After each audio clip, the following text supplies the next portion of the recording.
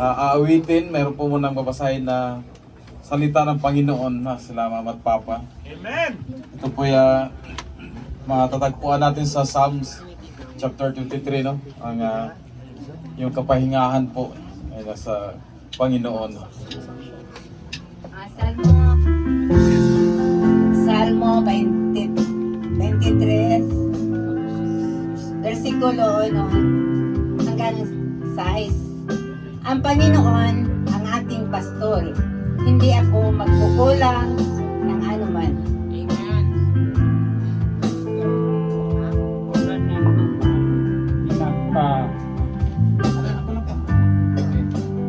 Tulad ng lupa, pinagpapahiya niya ako sa masaganang damuhan. Patungo sa tahimik na batisan, ako'y kanyang inaagaw. Verse 3. Panibagong kalakasan, ako'y kanyang binibigyan. Pinagpatnubayan niya ako sa tamang daan upang siya'y aking maparangalan. Verse 4. Kahit dumaan ako sa pinakamadilim na libis, hindi ako matatakot dahil kayo ay aking kasama.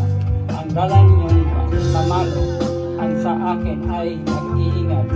Ang inyo namang tungkol ang gumagabay at nagpapagaan sa aking kalooban. Verse 5. Pinaghahanda niyo ako ng tiging sa harap ng aking mga kaaway. Pinahiran niyo ng langis ang aking ulo. Tanda ng inyong pagtanggap at parangal sa akin at hindi naubusan ng laman ang aking inuman. Verse 6. Tiyak na ang pag-ibig at kabutihan ay mapapa sa akin habang ako'y nabubuhay. At titira ako sa bahay niyo, Panginoong mapagkalangan. Amen. Purihin ang Panginoon sa kanyang mga salita. At tunghayan niyo po mga kapatid ang awiting alay po namin sa hapon po ito.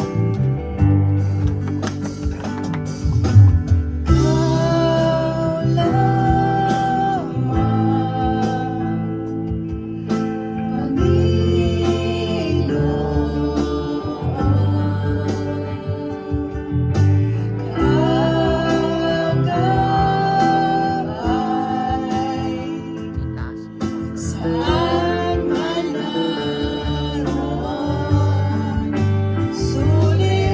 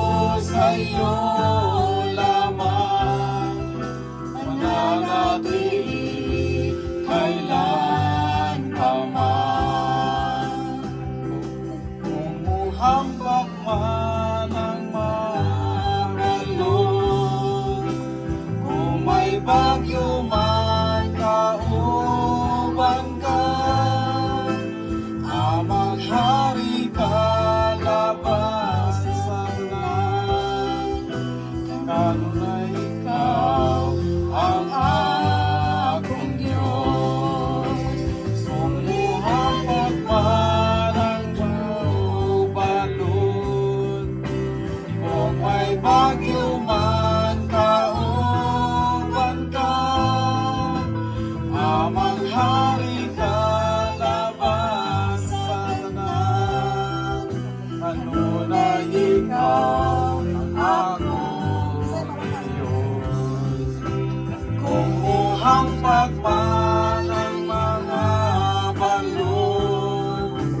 Kung may bagyo man kauban ka, amang hari ka labas sa tanan. Kanunay ikaw ang ating Diyos, suliranin man ay dumating. Ikaw lamang, O Diyos, ang sasambahin.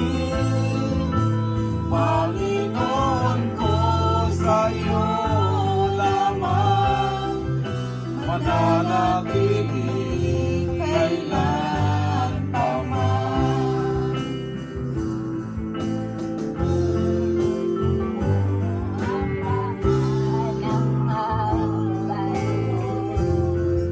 Kung may bagyo man kauban ka, amang hari ka labas sa tanan. Kanunay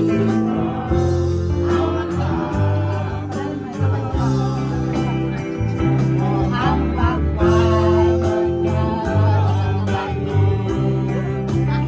may bagyo man kauban ka, amang hari ka labas sa tanan.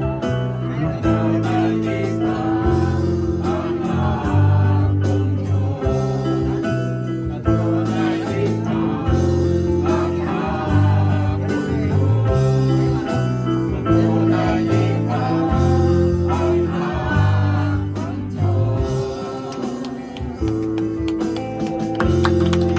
When everything is shaking, God is up to something. It's so easy to forget that God can even use the most hurtful, hopeless situation to show His love and faithfulness to us. So today, be reminded that in your pain, God is doing something. You might not understand it now, but continue to trust in Him, to obey His will, and to worship Him. God wouldn't allow anything unless it was a purpose.